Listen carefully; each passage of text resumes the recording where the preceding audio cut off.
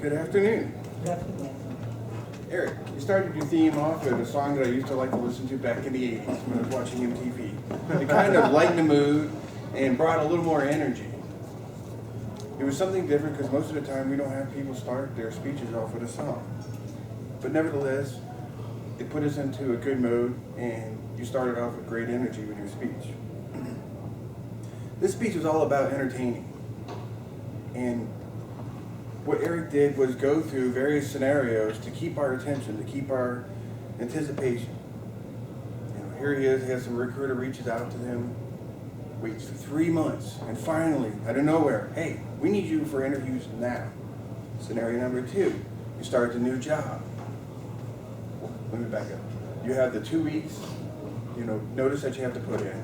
And then as the time is going by quickly, you're wondering where your equipment is. I got a virtual job. How can I do this without my equipment? Which then you rolled us right into the 3rd scenario, kept the anticipation going. You started out with a small box. There's no way my computer can fit in this box. Then a week and a half goes by and you get this big box. And you dragged it over to the Staples guy or whoever dragged it over to your house. And we're like, what's in the box? Oh, it's just a printer. It's a paper.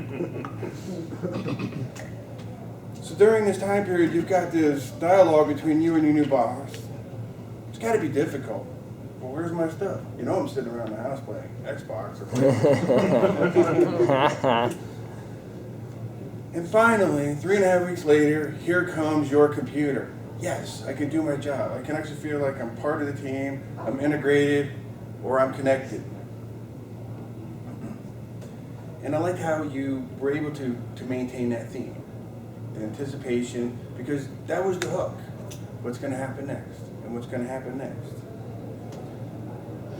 There are a couple of things that I felt you could do a little better with this speech. Initially you did better with the way you had your body position, because normally you had this really big lean going on. Yeah. But I noticed that you were kind of jerky with your hands. So I don't know if you were like a traffic cop or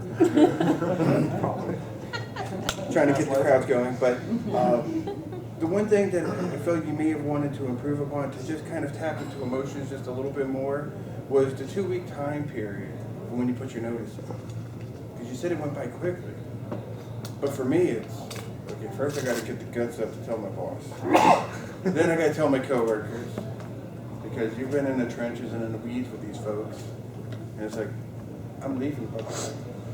And then you get to hand off your old assignments, everything that's open.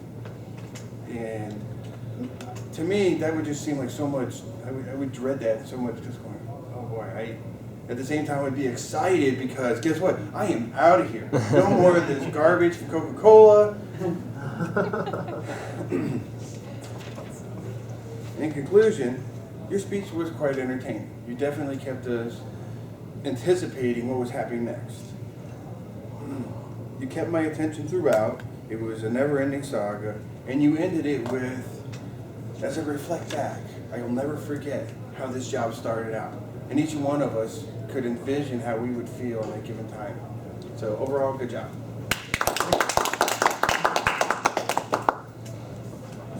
Okay, next our functionaries.